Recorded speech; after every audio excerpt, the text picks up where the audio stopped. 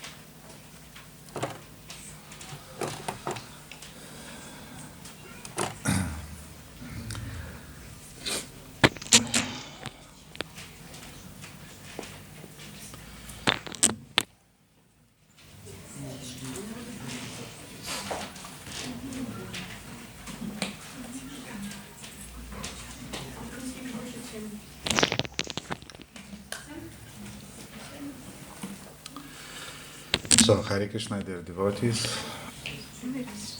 I've been asked to speak in English. I'm not so used to give classes in English, but I'll try my best. And I guess the idea that we have many local people who don't understand Russian, therefore we'll talk in English. And first of all, I would like to thank very much Ananda Bihari Prabhu for inviting me to Vienna, and I'm so happy to be here. I'm also very happy to see a lot of shining devotees, and so far as I can see that local devotees are very, very special because they have very warm hearts, and thank you very much for that. And also I've been requested to talk today something about the glory of Srimati Radharani, since on the 11th of September we will celebrate Radhastami, and therefore we can start already glorifying Srimati Radharani with that occasion. And I don't know what you prefer, because we can talk philosophy about Srimati Radharani and we can talk some lilas about Srimati Radharani. So it's your choice in what direction we can go. But I guess it will be healthy if we talk about both topics, because I heard a very wonderful example once about the cake. You know that there is this solid part of the cake, made usually of flour, and there is the sweet part of the cake, which is made of, what do you call it, cream and other these sweet things. And if you try to eat only, usually kids are doing like that, they're eating only the soft, sweet part of the cake, and the solid part is left. But you can very easily get diabetes because of that. And therefore, in a sense, we can say that the solid part of the cake is the philosophy or the Siddhanta. It is the base of our Krishna consciousness practice. And this soft, sweet part are the lilas, and we have to find a correct combination between those two, otherwise we get into some extremes. And I will start with a purport from Srimad Bhagavatam, 2nd canto, in which Srila Prabhupada is making a very, very important statement regarding Srimati Radharani. He's saying that usually this is the hard part for the translators to translate, but let's try it. Srila Prabhupada is saying that Srimati Radharani is the tender-hearted feminine counterpart of the Supreme Whole. Good luck. Это стих 2.3.23, Шримад Бхагавата. Это не стих, это комментарий. So, Srimati Radharani is a tender-hearted, feminine counterpart of the Supreme Whole, resembling the perfectional stage of the worldly feminine nature. Therefore, the mercy of Radharani is available very readily to the sincere devotees. And once she recommends such a devotee to the Lord Krishna, and Lord at once accepts the devotee's admittance into his transcendental association. So, as we all know, the Vedas, they describe 3 types of knowledge. There is a very beautiful verse in Chaitanya Charitamrita which is saying, Bhagavan Sambandha Bhakti Videya Hoya Prema Prayojana Vede Tina Vastu Hoya, which in translation means that Bhagavan Sambandha, or knowledge about the Supreme Lord, represents Sambandha Gyan, or knowledge about our original position in regard to the Supreme Lord. And then we have Abhidaya Jnana. Abhidaya means knowledge about the process of attaining the Supreme Lord, the process of reviving our original relationship with the Supreme Lord. And finally, the third aspect of Vedic knowledge, or the third type of Vedic knowledge that we receive from the spiritual master, usually is called prayojana jnana, or the knowledge about the final goal, sadhya, which is another term, very interesting term. Sadhya means the final goal, which is giving us siddhi, or spiritual perfection. And according to our Gaudiya Siddhanta, Gaudiya philosophy, this goal is the realization of our original position in relationship with Shri Krishna. And usually when devotees are describing these three types of knowledge, sambandha, abhidheya, and prayojana, they're giving these names in this order, that sambandha, then abhidheya, and then prayojana. But actually a very, very important thing for us to understand is that first we have to understand what is the final goal of our spiritual practice. So when you understand your final destination, you'll find out the process which will help you to attain that final destination. Therefore, it's very important for us as devotees to keep in mind prayojana, to keep in mind what is the final goal of our spiritual life. And I'm sure practically all of you are using these GPS devices that are helping us to move around, to move in the city, to move in the country, and so on. And usually, in order to set the GPS, you have to understand where you are now, what is your position now, and then you are putting the destination, or where you want to go. And then the GPS is showing you the route, how you attain that final destination, where you want to go. So in the same way, if devotees, they understand very clearly what is the final goal of their sadhana, of their practice, then they will be very, very clear regarding what is the process, or what is the practice, what is the sadhana in their devotional life. And I have a I have a very beautiful verse from our Prayojana Acharya, from Raghunath Das Goswami, who is offering a very beautiful prayer in his Stavavali. Stavavali is a very beautiful book which contains different prayers offered by Raghunath Das Goswami. And he is saying that Tvat prema sevana maho purushartha ratnam shastram vichare vidusham chamatam viloke janam mudam madana mohana mogdasya rupe dasi bhavani vrishabhana kumari ke te. It's a very beautiful verse in which he is saying, O daughter of Vrishabhanu Maharaj, which means O Shrimati Radharani. From studying the scriptures and hearing the sages, I got to know that your service is the jewel of all human goals of life. So service to you is our sadhya. This is our jewel that we want to attain in our spiritual life. And as a result, O you who enchants Madana Mohan, and this is Madan Mohan Mohini, another name of Shrimati Radharani, I developed an intense desire to become your maidservant. So in this verse, Raghunath Das Goswami, he's showing us from the start, he's showing us what is the prayojana, or what is the sadhya, what is the final goal of our spiritual life.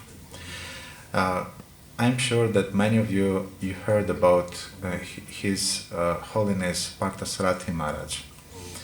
He is a wonderful disciple of Srila Prabhupada. Originally he is from England, but he preached a lot during the last maybe 40 years. He was preaching in South Africa, and I had the good fortune when sometimes he was visiting Ukraine and Moldova. I had the good fortune to travel with him and to assist him and serve him in the capacity of a translator.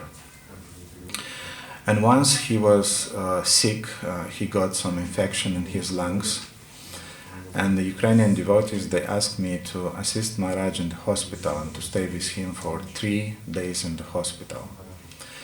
And in the beginning I was very, very scared, because we were supposed to stay in the same ward with Maharaj, and this was maybe the closest association that I had in my life with a senior devotee, with a Prabhupada disciple, where I was, 3 days in a row. I was from the morning till evening, night. I was nearby Maharaj, and I was trying to help him to recover. because he got a lot of drippings and a lot of medicines important to heal his lung infection. And I was amazed how during those 3 days he was accepting, not accepting disciples, but he received some disciples who were coming to see him. He was preaching to the local doctors in the hospital, and he was telling me a lot of different stories, starting from Srila Prabhupada, and also different stories about Krishna Lila that he was just sharing, and he was just talking, and I was very, very happy to hear those stories. And one evening when we were sitting in the garden, it was the last day, he felt a little bit better. He was looking around. I would tell you that if I would have the same temperature, probably I would die there, but he was, I mean, he realized that he is not his body, and he was preaching a lot. And he was looking at the nature, at some trees, at some flowers, and he was saying that this is actually just a reflection and a bas of the original nature, a beautiful nature that is present in Goloka Vrindavana, and the highest planet of the spiritual world. And then at some point he asked me, who is the GBC now in Ukraine? And I said, Maharaj, nothing changed. I mean, Srila Niranjan Maharaj is the GBC. And we have Achyuta Prabhu, he is the regional secretary. We have also a council of managers, temple presidents in Ukraine. So Niranjan Maharaj is the GBC. And Maharaj looked in my eyes and he said, so he's the second. I said, Maharaj, he's not the second, he's the first. I mean, he's the GBC. So he said, no, he's the second. And he made a pause. And then he said, Krishna is first. Never forget that. Because you have the tendency to forget that. And usually devotees who are in a position of leadership in our society, we have this tendency to forget that Krishna is first, and you're not even second. You're hundreds or thousands after devotees, after the spiritual master, and so on and so on. And then he said these words in a very good-natured way. He was very kind, but I felt really ashamed. I felt ashamed because we have, in our conditional state of life, we have this mentality that since you are in charge of some project, then it's your project. I mean, you're responsible for it, and you get usually attached to that project. But then he said that Srila Prabhupada didn't like when devotees forgot this position, that when they find themselves in some leadership position, they're just servants. And maybe you know this very beautiful story about Anol Krishna Maharaj, who had a very fired nature. He was one of the beloved disciples of Srila Prabhupada. And he was very active, very dynamic by his nature. And sometimes devotees, they got into trouble because he was a little bit pushy sometimes. Even he had a nickname that he was Turmoil Krishna, not Tamal Krishna, but Turmoil. Why? Because when he was coming to some community, he was shaking the community. I mean, he was arranging the community. And devotees started to complain to Srila Prabhupada about him. And once Srila Prabhupada wanted to rectify him, and he started to tell him that, there are unlimited millions and millions of universes which are generated from Mahavishnu's body. And then in each of those universes there are unlimited numbers of different planets. And there are different numbers of different demigods that are controlling those planets. And then on our planet we have different continents. And then on these continents we have different countries. In these countries we have different cities. And then we have different towns. And we have here a city in Los Angeles. We have a lot of different streets. And on those different streets we have different houses. And we have a house on Frederick Street, and in this house there are a lot of rooms. And in one of those rooms Tamal Krishna Maharaj is sitting and he's imagining that he is the supreme controller of the universe. And in this way, Srila Prabhupada, he was just reducing his false ego of his disciple. It's a very, very important lesson that we can get from this story. And then after cutting a big piece of my false ego, Maharaj started to heal my soul now. So now we overcome your anarthas, now let's give you some nectar besides some bitter things. According to Ayurveda, when you are eating, you have to taste, in the beginning you have to taste some bitter things, because bitter things is cleaning your tongue and is preparing your digestion. So therefore, the spiritual master, he can sometimes chastise you a little bit, and then he's giving you the nectar, which is called Amrita, Adara Amrita. Adara Amrita means the nectar which is coming from the mouth of the spiritual master. And then Maharaj, he was asking me, he said, tell me please, what is your meditation during your sadhana? What is the goal that you want to achieve in your spiritual life? And then he said that according to the effort that you're doing now, and according to your understanding about your final goal, this will be your destination. Exactly, it will correspond to your destination. Therefore, please tell me. And I was a little bit confused, and I said, Maharaj, I don't know. I'm just trying to practice my sadhana as all the devotees are doing. And I'm not sure what means proper sadhana. And then Maharaj said, the proper sadhana means to do the right thing. My Guru Maharaj usually, he likes to say that when devotees are doing the right thing, they are getting the right results. Even if you don't like it. But if you are doing the right thing, you are getting the right results. And then Maharaj said, okay, please tell me yet what you desire to achieve by your sadhana. And I found myself that during the last 20 years at that time, I was in ISKCON almost 20 years. And I understood that in my spiritual life, nobody asked me what is the goal of my sadhana and what I want to achieve. And I was really confused and ashamed also. And Maharaj continued asking because he saw that I am a little bit confused. And I tried to reply in a political correct way, and I said, well, I simply want to go back home, back to Krishna. I want to go to Goloka Vrindavan. And Maharaj said, well, this is a very general desire, This is really a very, very general desire. Therefore, tell me something more specific. And I said, well, Maharaj, I want just to serve him eternally in the spiritual world. And he said, this is also a very, very specific, very general desire. So tell me something more specific.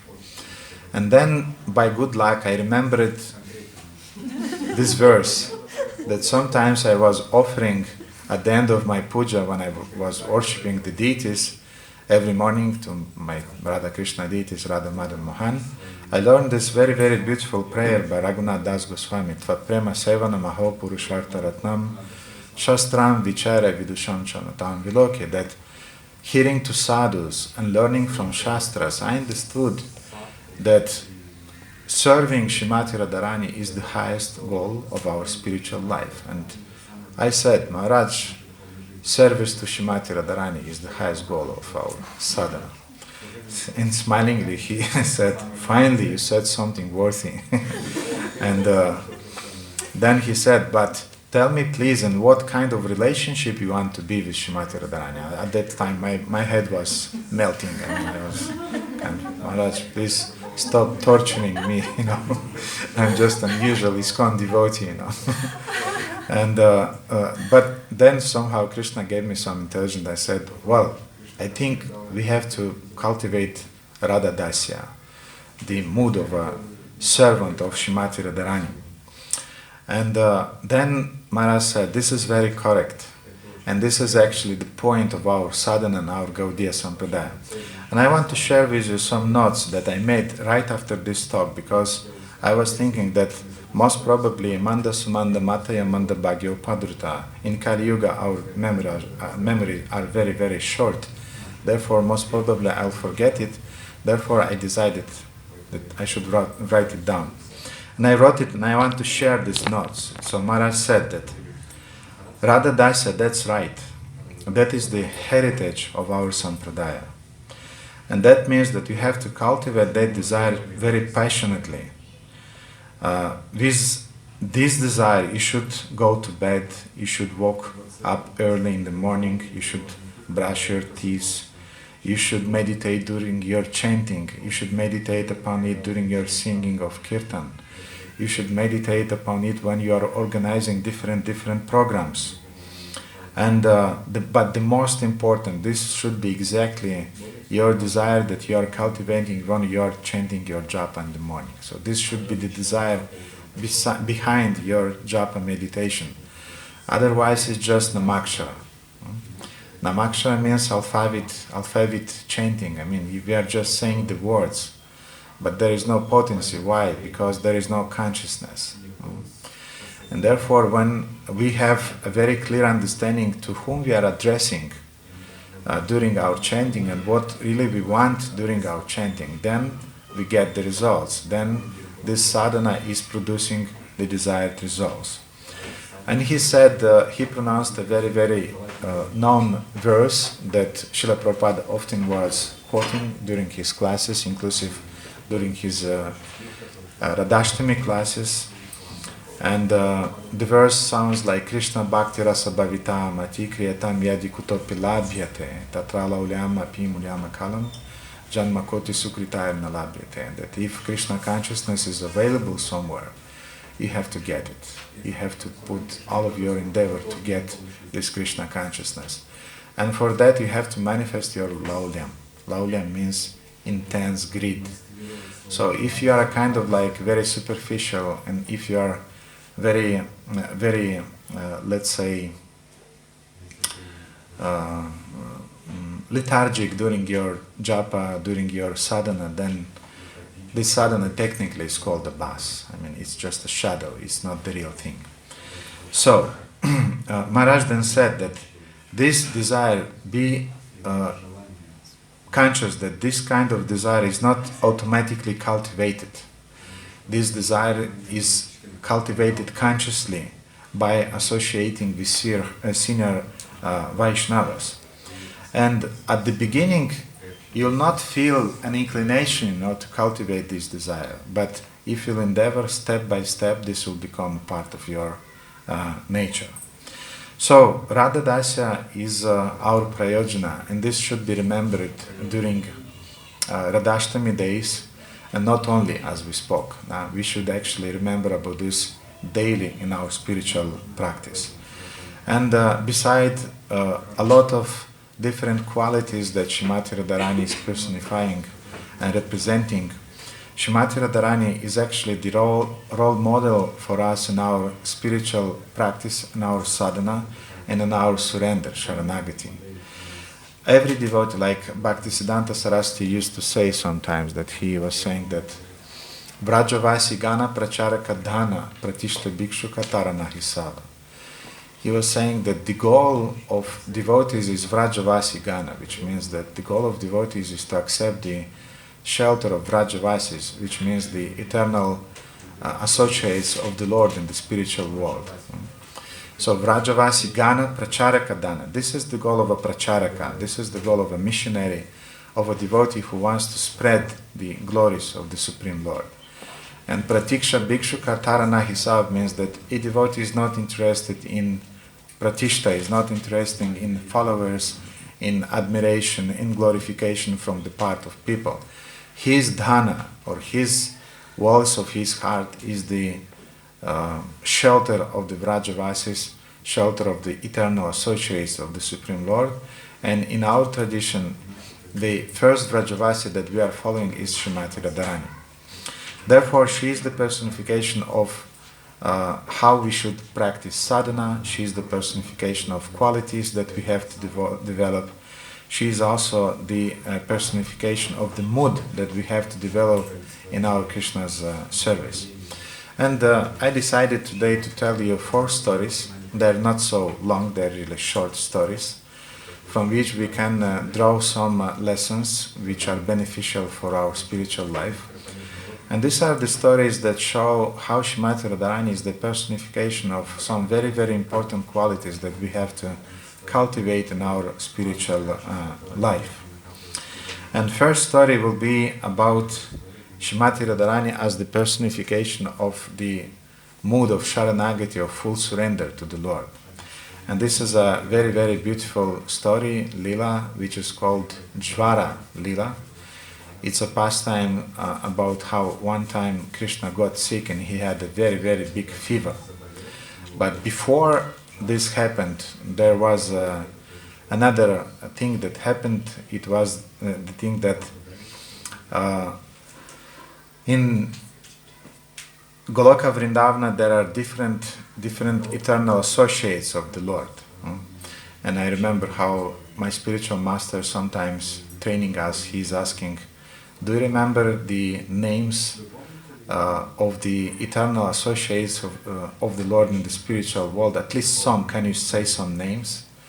And usually devotees are not so, keen, and they are not so inclined, to remember those names, and they're just saying, well, Krishna has a mother, he has a father, and so on, but we are not so used to remember all the names of different associates of the Lord in the spiritual world.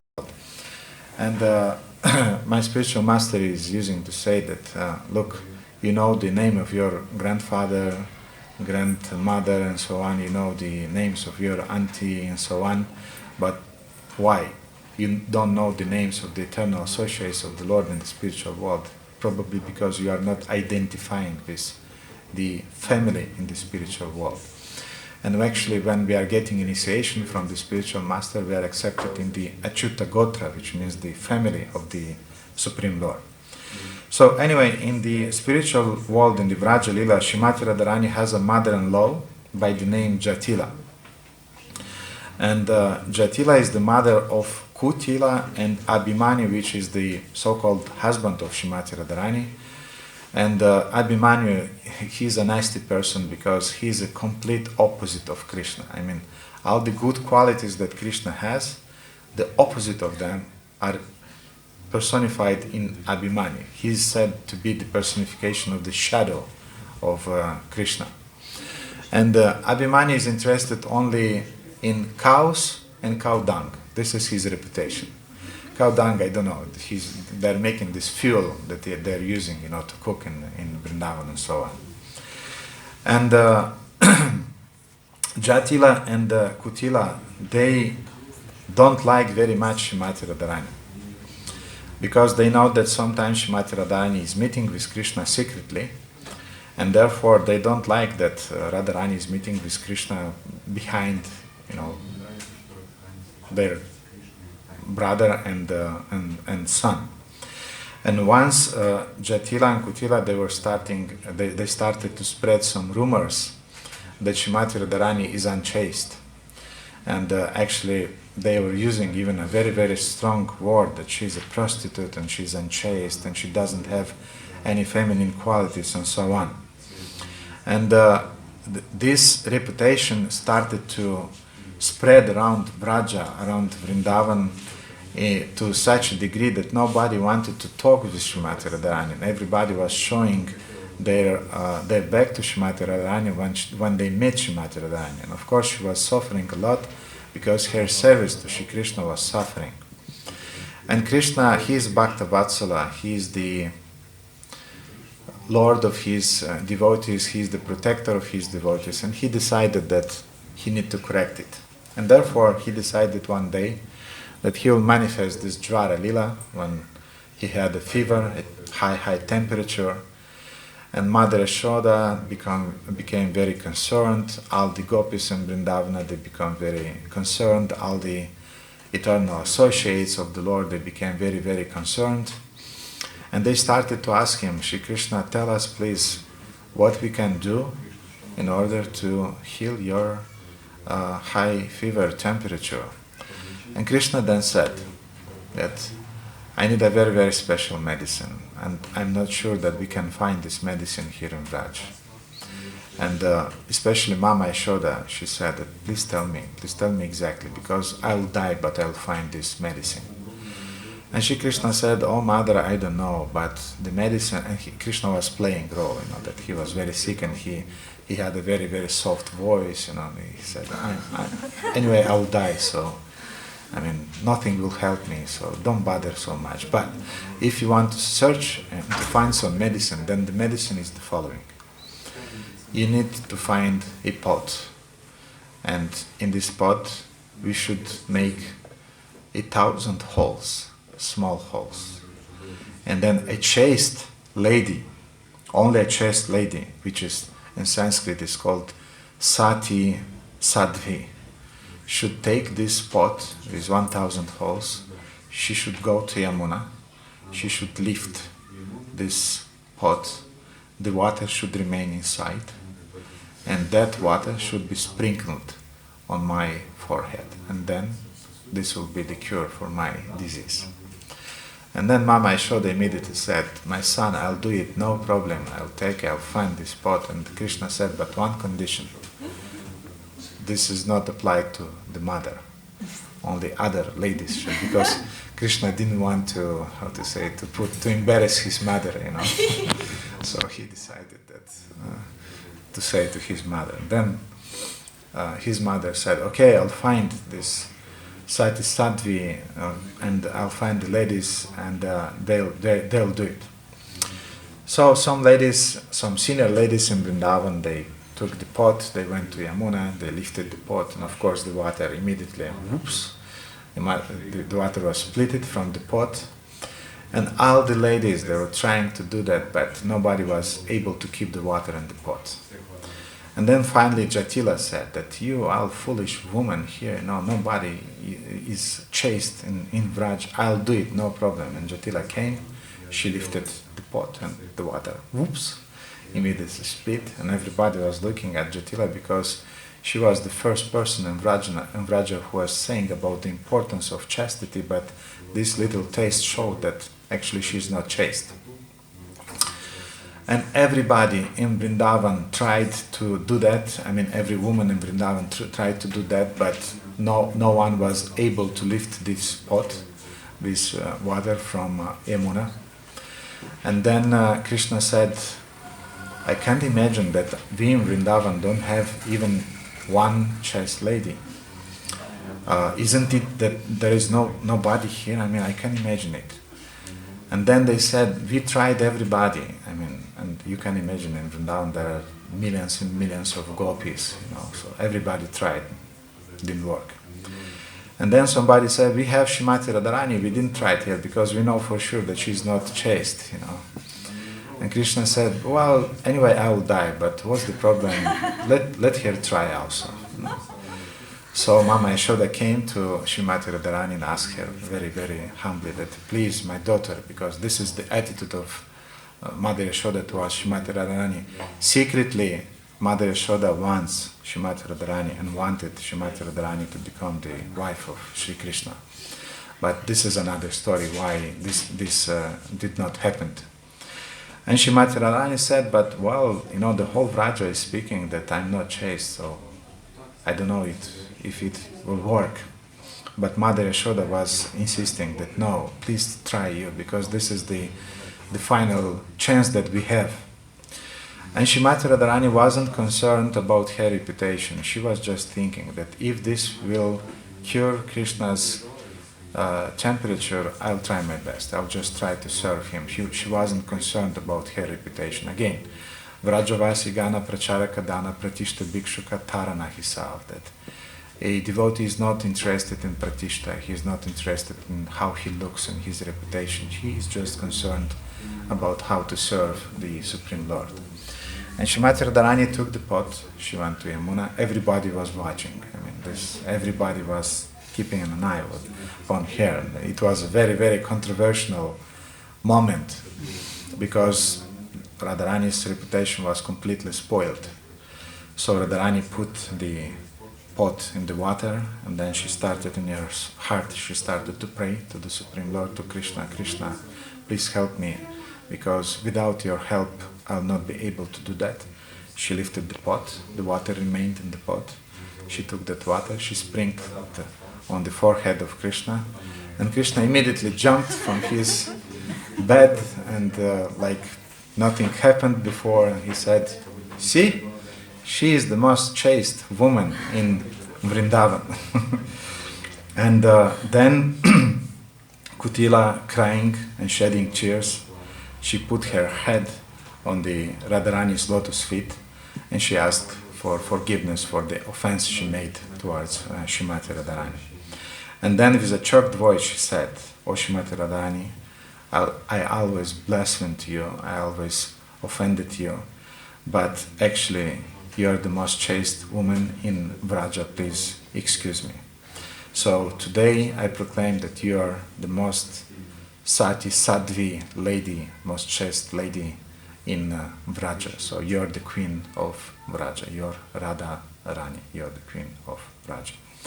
And the lesson that we can extract from this little story is that a devotee, again, he is just concerned about Krishna being happy. And there is a very, very beautiful verse in Chaitanya Charitamrita in Antya Lila, 20th chapter, in 52nd verse, which is saying that this is actually the mentality of Srimati Radharani, which is saying, "I do not mind my personal distress. I only wish for the happiness of Krishna, for his happiness is the goal of my life. However, if he feels great happiness in giving me distress, that distress is the best of my happiness." So even if a devotee is suffering in his service, he's doing his service with a dedicated heart. Tomara sevaya dukkha hoyayata sevata parama sukha. There is a very, very beautiful song sung by Bhaktivinoda Thakur in Sharanagati. It's, I think, the second song. And he sang the Tomara sevaya dukkha hoyayata. I'm sure that many of you sometimes you feel not quite happy in your service because it's very austere. I mean, it demands some endeavor from your part. Sometimes your body is not feeling well, or maybe your mind is not feeling well. But you have to do your responsibilities in Guru Krishna's service. And Bhaktivinoda Thakur was showing the example of the mentality that a devotee should cultivate. This mentality is actually coming from Srimati Radharani, the Tomara Seva Dukkha Hoyayata. Sometimes in your service I feel some dukkha, I feel some suffering. But Seva Sukha Dukkha Parama Sampada, even though I feel some suffering in my service, finally this is my the biggest source of my internal happiness. Why? Because both Sukha and Dukkha, both happiness and suffering in my service, is my greatest sampada, is my greatest wealth that I have in my life. So this is the mentality of a devotee, and Srimati Radharani was teaching by her example how to cultivate this mentality. Because don't forget, we are devotees. What means devotee? Devotee means devotee who dedicated his life for pleasing Sri Krishna.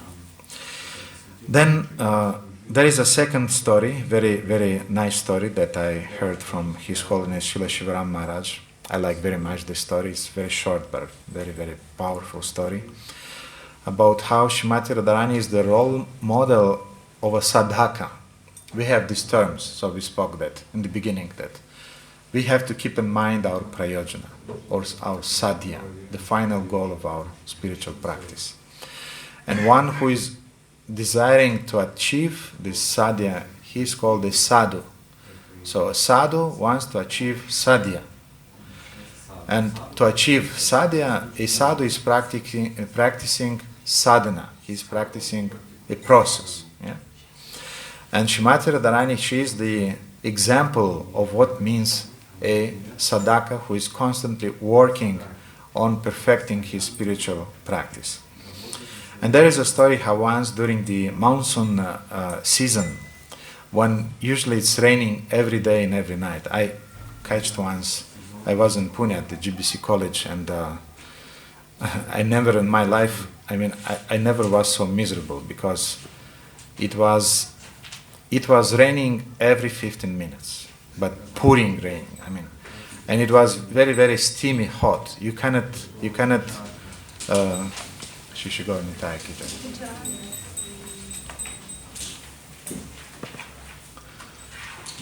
You cannot hide from this high temperature, and then it's raining. Over that, it's raining, and you're always wet, and it's really, really difficult. So once during the monsoon season, when it was raining like anything, during the day, Shrimati Radharani, she closed the shutters in her house at the windows, and everything becomes very, very dark in her room. And then Shrimati Radharani is taking some water, she is spilling it on the floor, and she is putting around her eyes, she is putting a piece of cloth, and she is starting walking in her room from one corner to another, from one corner to another, so on.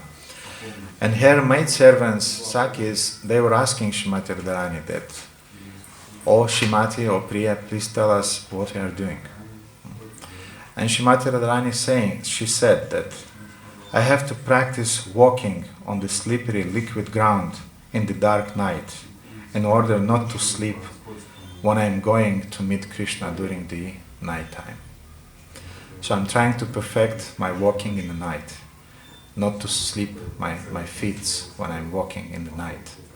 Because otherwise, if I'm coming late, then Krishna is becoming very restless and he's suffering. Therefore, I don't want to give him even a second of suffering. Therefore, I'm trying to practice my walking in the night." And a lesson that we can draw from this little story is that from philosophical point of view, there is no any obstacle for Shrimati Radharani in her service, because she is the Bhakti Devi. I mean, she is the personification of all the Shaktis. Parasya Shaktir Vividaiva Shruyate Swabhaviki Janabala Kriyacha. There is a very beautiful verse in Shveta Shvatara Upanishad which is saying that Natasya Karyam Karanam Cha Vidyate Natat Samas Cha Betikas Cha Trishyate. The sages who realized the absolute truth, they are saying that they never saw such a person whose all of his desires are immediately fulfilled. Even when he's not able to express his desires, his Parasya Shakti, his Shakti are already fulfilling his desires. And Shrimati Radharani, she is the personification of Shaktis, of all the energies that are in the universe. And therefore, being the personification of internal energy, there are no any material obstacles on her path. But still, she is the first perfectionist in the universe. I mean, she really likes everything to be perfect. She is the best cook, she is the best singer, she is the best dramatic actor, she is the best garland maker. She is the best in every 64 arts, that original arts that are the spiritual world. And in spite of being the best in everything, I mean, cooking, singing, everything, still she is training. Still she is concerned about being in the process of perfectioning her service, because she wants really to please her Lord. You know, sometimes we have this phenomena that when a cook in our temple is cooking for 2 years, 3 years, 4 years, you know, after 4 years, he or she is just doing it mechanically. Maybe not every cook, but more or less, because he's so tired, you know, to do it every day, daily, that sometimes you can feel that it's a little bit mechanical. But Shrimati Radharani, she never fall into this trap. She's doing everything perfect.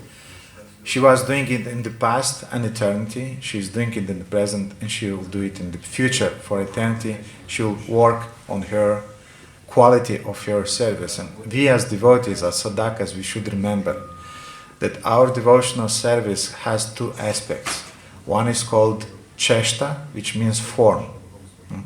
For example, you can make a garland. This is a very, very beautiful garland. And thank you very much for offering this garland. Srila Prabhupada said that when you are offering to somebody a flower, you are prolonging his or her life with 5 or 10 years, especially when you are giving a rose. Therefore, Prabhupada appreciated roses very, very much. And you can do a garland like, kind of like, how to say, like a trivial thing, but you can put your heart into it. It should be symmetrical, it should be very, very beautiful. And this is called cheshta. Or you can cook, you can put it too much salt, or you may forget to put salt in the dishes that you are cooking. And this is showing your attitude, yes.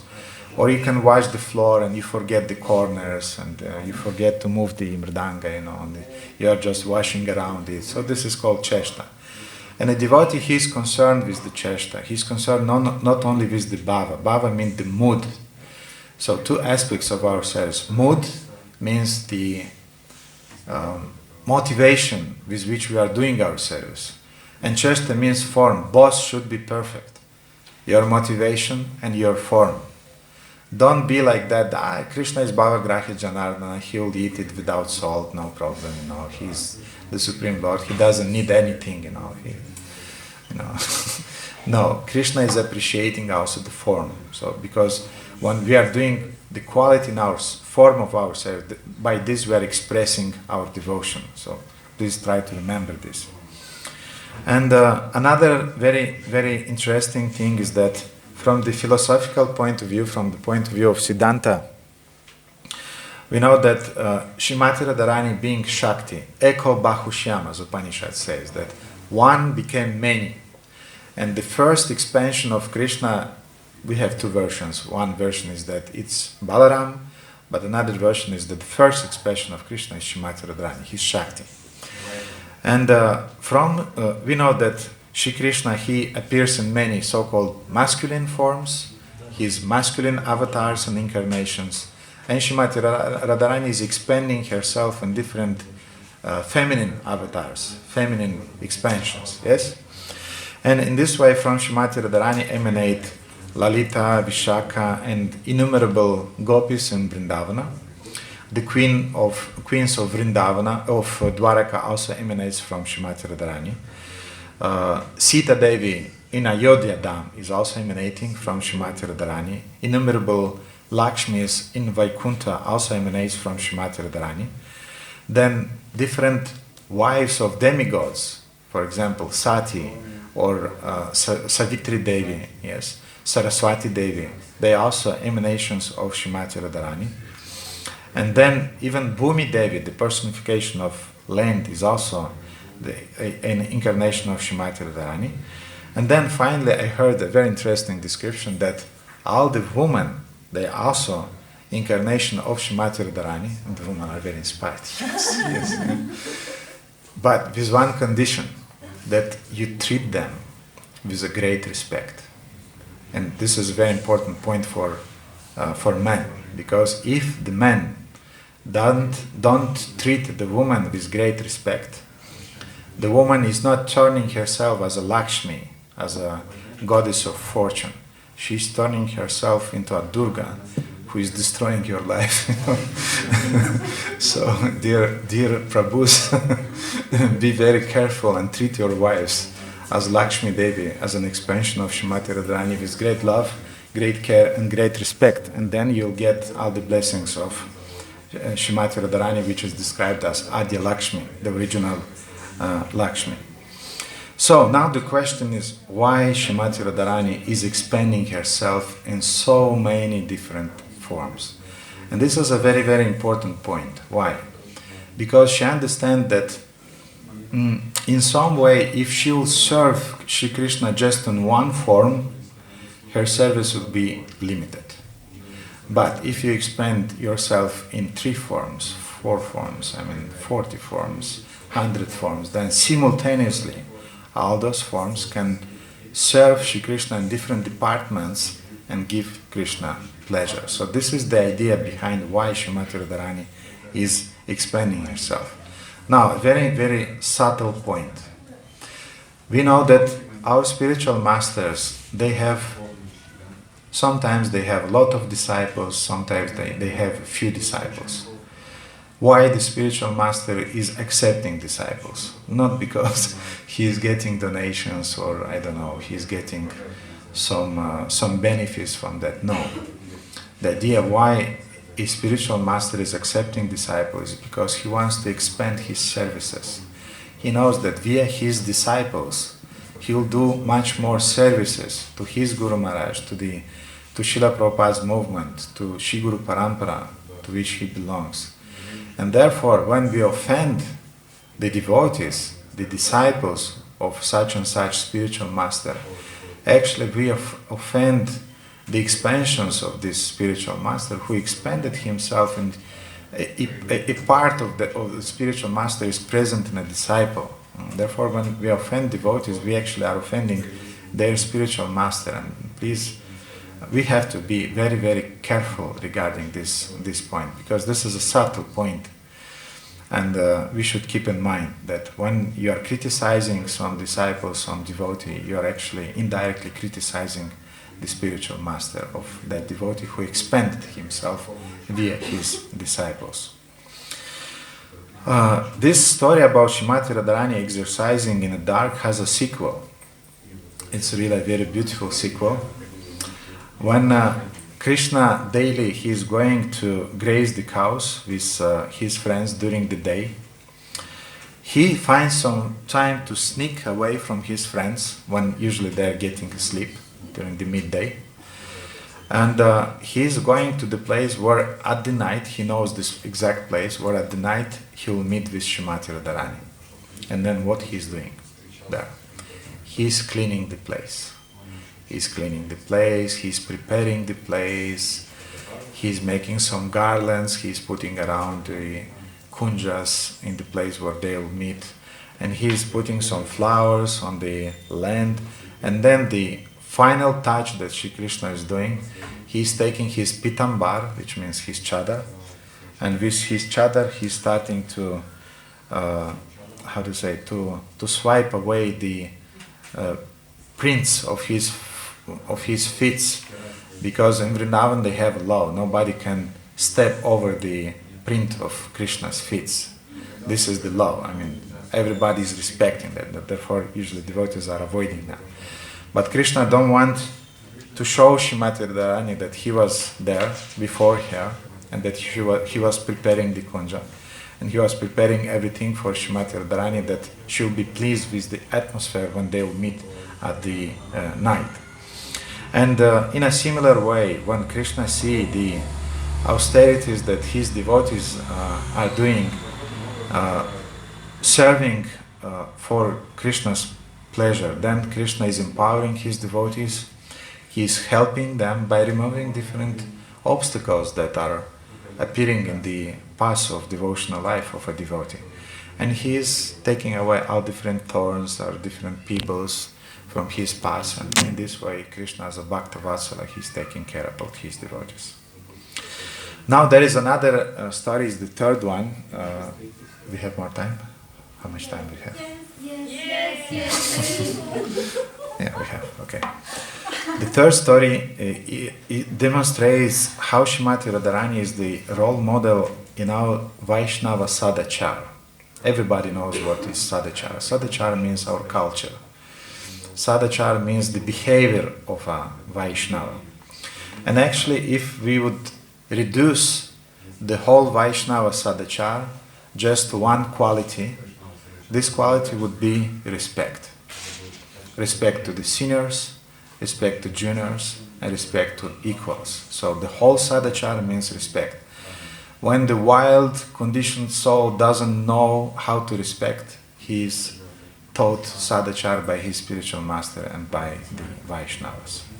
So one day, Srimati Radharani, she was sitting with her Sakhis in a forest, and she saw that simultaneously two messengers came to her direction. One messenger was from Krishna, another messenger was from Mama Yashoda. They came simultaneously at the same time, and first the messenger from Krishna spoke, and he said that, "O Srimati Radharani, Shri Krishna is waiting for you nearby in a kunja. Please come immediately, because he became very restless. And then the messenger from Mama Yashoda spoke. She said, it was a girl, it was a gopi, and she said that, "Oh Radharani, oh Priya, Mama Yashoda is calling for you because she wants you today to cook for Shri Krishna, for her son. So please come." Mama Yashoda knows that Shrimati Radharani, when she is cooking, it's pure nectar. Shrimati Radharani never repeats her dishes. She never cooked the same dish twice. Every dish that she's cooking is something new for Krishna. And Mama Yashoda knows that this foodstuff that Shrimati Radharani is cooking is prolonging Krishna's life, Krishna's health, is giving him prana, energy, and so on. Therefore, she's really fond that Shrimati Radharani would cook for her son. And it's a difficult choice, yes? You have a messenger from Krishna, that's your prananath, he is the prana, he is the Lord of your heart, of your life. And you have an invitation from a senior, which is inviting you to come and serve. And what is Shrimati Radharani doing? She is replying to the messenger that is coming from Shri Krishna, that tells Shri Krishna that I'll come later, and tells Shri Krishna that I went to serve Mama Yashoda because she's requesting me to help her. And she's telling to the messenger that I'm coming in 15 minutes, should take a bath, and I'm immediately coming to help Mama Yashoda. And from the external point of view, we can think that Krishna wasn't pleased by this attitude, that Krishna was demanding that Shrimati Radharani would come to serve him. But no, Krishna actually was very, very pleased. Why? Because Shrimati Radharani was showing what means to respect the seniors. Yeah? So in this way, she is the personification of Sadachara. And Krishna was thinking that my beloved, she is so wonderful, she has so much reverence for her Guru Janas, for her elders, and I appreciate it very, very much. Because Krishna is really fond when devotees are following Sadachara, are following the codes of Vaishnava behavior. He's really appreciating this. And our ability to show respect to the elders, Guru Jana, every devotee who is elder, who is senior to us, he is Guru Jana. He is representing the principles of Guru. Don't think that only your Diksha Guru is your Guru. No. Every devotee who is in a senior position, who has some little more experience than you, he is your Guru Jana. He has something to teach you. If you occupy this position of a disciple of a Shishya, you have a lot to learn. I remember how once Srila Niranjan Maharaj, he was saying that if there is a devotee who is more advanced than you, even to 2% more advanced than you already have to treat him as a senior. And actually Maharaj, many times he was saying that it's actually more safe for us to treat every devotee as a senior. Technically, some devotees can be junior to us, they received initiation later and so on, but it's more safe for you to treat them with respect, like he is a senior to you and he can teach you some lessons. This means the position of a disciple. So our ability to offer respect to elders, Guru Jana, is like a marker which determines our actual level of advancement. By our ability to show respect to elders, we can understand our real spiritual level. Because Kanishta Dikari, Archayam Eva Haraye Pujamyat Shadayehati Natat Bhakteshu Cha Anishu Sa Bhakta Prakrita Smritaha. Who is a Prakrita Bhakta? Who is a Kanishta Adhikari? Archayam Eva Haraye. He or she has a lot of respect towards the deity. I mean, he loves the deity. He has some faith that the Lord is present in his deity form. But Natat Bhakteshu Cha Anishu, he is not able to build some correct relationship with other devotees. Why? Because he doesn't trust them as devotees. He is perceiving them on the material platform. He thinks that this is not a devotee, he is a pretender. And this is also not a devotee because she or he has a lot of shortcomings, and I can see those shortcomings. Therefore, a real devotee is a Madhyamadikari, for whom other devotees, they are Tirtha Buddhi, they are places of pilgrimage, their Atma Buddhi, they're like their soul, and so on. He's treating them with a great respect. So this is a lesson, very important lesson that Srimati Radharani taught us by this important lila. And finally, the fourth story that I would like to tell today is the fact that Srimati Radharani, she is the personification of compassion. She has a name, Karunamayi. Karunamayi means that she is the personification of Karuna, or of compassion. Actually, there is a very beautiful lecture in which Srila Prabhupada said once that if you are coming before Srimati Radharani and you are saying, "Oh Srimati Radharani, please you offer me to Krishna," then Krishna is accepting a devotee. Because otherwise, if you are going directly to Krishna and you are saying, "Hey Krishna, I am here, please accept me," Krishna will not bother to look into your direction. But if Srimati Radharani is recommending somebody, then Krishna is taking it seriously. Therefore, Prabhupada is explaining that we are invoking Hare, which means Srimati Radharani. We need Srimati Radharani's kripa, mercy. And there is a very beautiful verse, Bhajami Radham Aravinda Nitram, Smarami Radham Madhurasmitasya, Vadami Radham Karuna Bhavanam, Tatama Manyasti Kachitnakapi. It's a very beautiful verse, which says that Srimati Radharani, she has lotus eyes. I remember Radharani, she has a smitasya, which means a very sweet smile. She is Karuna Bharadram, which means that she is full of Karuna, she is full of mercy. And Srila Prabhupada also once explained, actually, who knows what the pose of Srimati Radharani means? You know that Srimati Radharani, she is keeping her right hand like that, and her left hand like that. Or sometimes she is offering a betel nut to Shri Krishna with her hand. Do you know what this mudra means? This means that she is blessing the conditioned souls. And that hand, when is that gesture, it means that she's taking the conditioned souls and she's offering them to Krishna. Or even that betel nut that she's keeping in her hand, it also means a conditioned souls. It's a nut that I'm offering to Shri Krishna. And there is a story how once Srimati Radharani, Lalita Devi, and other Sakis, they were walking around Radhakunda. There is a place at Radhakund which is called Shiva Kor. And one day in that place, when they were walking there, they saw a horrible scene when some boys, they were chasing a jackal, a poor animal.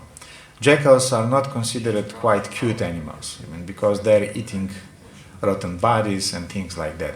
They're from the point of view of of a classification of the animals in the modes. They're considered really to be in mode of ignorance, especially when they're not singing, they're howling. This is horrible. If you heard sometime in Mayapur how they're howling, it's horrible.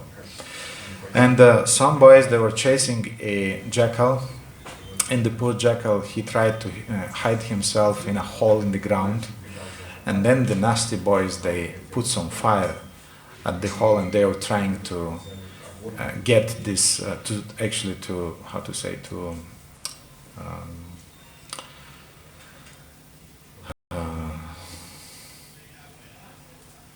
don't know the word in English, is to da sufocare in limba română.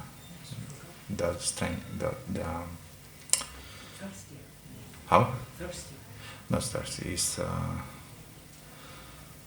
anyway. So they were trying to use this fire, to make to make temperature inside of this hole intolerable for the poor jackal. And the jackal started to cry, really to cry very loudly. And Srimati Radharani, she heard this crying of a poor animal. And then she asked Lalita Devi, she asked that, Lalita, who is crying? Because at Radhakund nobody should cry, at Radhakund everybody should be happy. Lalita Devi, she went and she saw the scene. She came back and said that some naughty kids, they're chasing a poor jackal and they put some fire at the hole. And then Shrimati Radharani said to Lalita that, Lalita, go and chase them away and take this poor animal and bring it to me. So Lalita Devi, she went and she took the animal, she brought before Shrimati Radharani, and then as soon as Shrimati Radharani saw the animal, she, her heart filled with compassion, and Shrimati Radharani blessed the poor animal. And the story is saying that when Radharani gently stroked the head of this animal, then the animal immediately accepted a form of an eternal gopi that is assisting Shrimati Radharani in the spiritual world. So she immediately got, it's called, I think it's called Vastu Siddhi, when right on the spot she realized her Svarupa, realized her eternal spiritual form. And the story, the lessons that we can draw from this story is that the hole in the ground metaphorically represents the material world or our bodies. Yasatma buddhir kuna petri datuke swadhi kala tradishu bhavma ijajik. Srila Prabhupada often was saying this verse that our material body is just like a hole, and when you get attached to your country, you get attached to your nation, you get attached to your body, to your nationality. This is a very, very narrow-minded perception of reality. And children are representatives of the three modes of natural nature that are forcing upon us different threefold miseries: adhyatmika, adidaivika, and adibhautika. And if we cry sincerely, we attain the mercy of Shrimati Radharani. But we should really cry. I mean, we should really put our heart into this crying. And Shrimati Radharani's mercy is coming in the form of Shiguru. Radharani sent Lalita Devi. Lalita is described as Guru of Shrimati Radharani. She is teaching, she is elderly than Shrimati Radharani. She is teaching Shrimati Radharani how to behave in the presence of Krishna and how to be strong with Krishna, and not to be soft-hearted with Krishna, because otherwise Krishna would, she would lose control over him. So therefore Lalita is described as a guru of Shrimati Radharani. But symbolically, in this story also is very interesting that Shrimati Radharani is sending Lalita Devi. Lalita Devi is the guru. And first of all, the mercy of Shrimati Radharani in our spiritual life is coming through our spiritual master. There is a very beautiful prayer, Hey Guru Gyanada Dinabandhu, Svananda Data Karuna Ekasindu, Vrindavana Sinahitavatara, Prasida Radha Pranaya Prachara. Hey Guru Gyanada Dinabandhu means, O spiritual master who is bringing me spiritual knowledge. Dinabandhu means the friend of the poor conditioned soul. Svananda Data, you are sharing your Ananda, Sva Ananda means you are sharing with us your Ananda, your eternal happiness. Karuna Eka Sindhu means you are an ocean of Karuna, you are an ocean of compassion. Vrindavana Sina Hi Avatara, you came from Vrindavana, you descended from Vrindavan. Prasida Radha Pranaya Prachar, why you descend? Prasida, to give our mercy that is coming from Shrimati Radharani via prachar, via your preaching that you are doing. This is a very, very beautiful prayer that we offer daily to our spiritual masters, especially when we are ending our puja, our worshipping of the deities. And this we should always keep in mind, that again, Shrimati Radharani is the goal of our sadhana. Shrimati Radharani is the personification of different qualities. She is the role model for us in different fields of our spiritual life.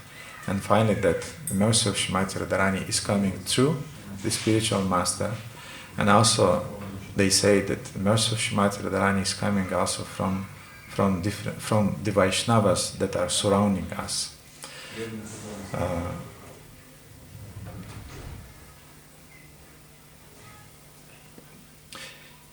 what do you call it in English? You know, every river has a, you know, there is this, like a bed, yeah, of the river. So there is expression that the devotees' hearts are like a bed through which the mercy of Srimati Radharani is flowing towards you. But you know, water, in order to flow down, water flows down usually, it doesn't flow up. You know? If you want to get the mercy of devotees, you should take a position that is down, a position that is more humble than the position of devotees from whom you want to receive the mercy. Okay, dear devotees, I think our time is up.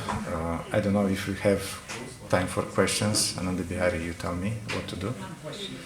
Yes, if anybody has a question, then please ask it and I'll try to serve you, try to answer it. If not, then we can go on with our program.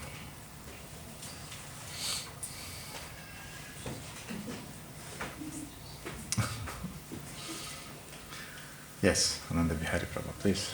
What is your advice? How we can please Srimati Radharani, like in a best way, to please Srimati Radharani? This is the best question that I received in this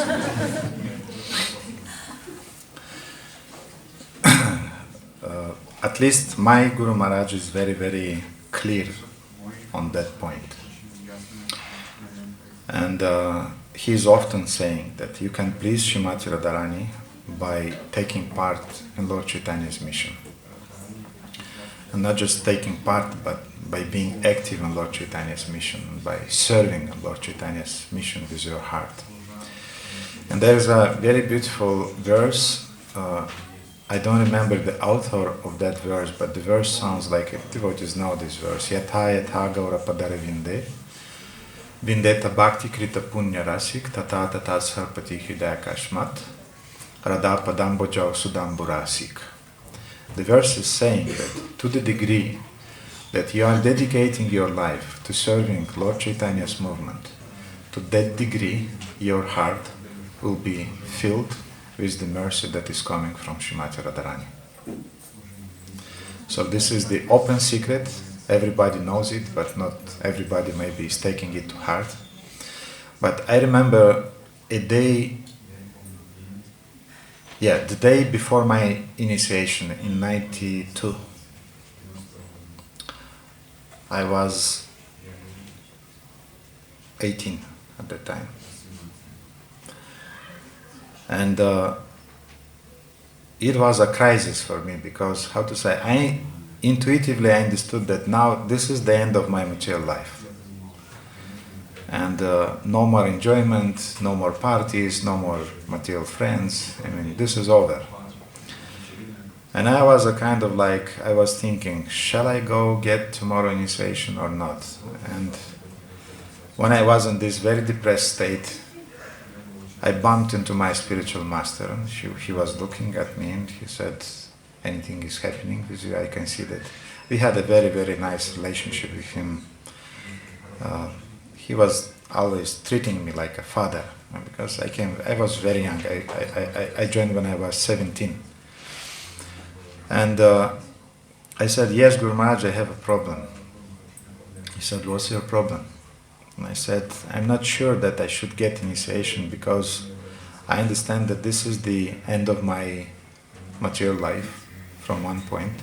From another point of view, I'm not sure that I will really attain perfection in this lifetime and that in this lifetime I can go back home, back to Godhead, because I can see a lot of attachments and a lot of bad qualities in my heart.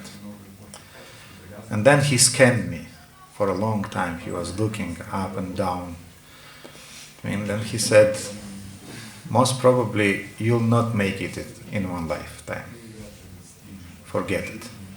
And I was completely, broken. But then he said, but if you'll dedicate this one lifetime preaching Lord Chaitanya's teachings, then even if you'll have some shortcomings at the end of your lifetime, you'll still have some attachments and some bad qualities. Lord Chaitanya will annihilate all of those bad qualities, and he'll shower his mercy upon you, and he'll take you back home, back to God. This is the secret. So this is the secret. Yatha yatha gaura padare vinde, vindeta bhakti krita punya rasik. To the degree that we dedicate our life to Lord Chaitanya's movement, to saving the conditioned souls, saving them here in Vienna, in Austria, in our Prabhudatta Kshetra, in the place that was given by our spiritual master as the place of our perfection. To that degree, we'll get the mercy of Srimati Radharani, the mercy of Vrajavasis, the mercy of Shri Krishna, and this is our success.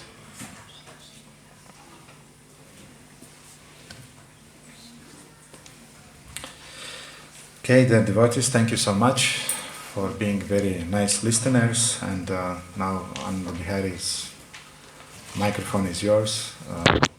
You please tell us what should we do. Thank you very much. His Grace Radhastami Prabhu ki. Gora Bhakti Vrinda ki jai. Hare Krishna.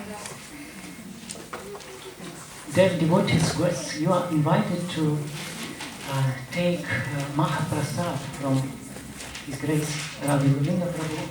For 10 minutes we can just approach. And Madhavakanti, if someone could call Madhavakanti with Mahaprasad.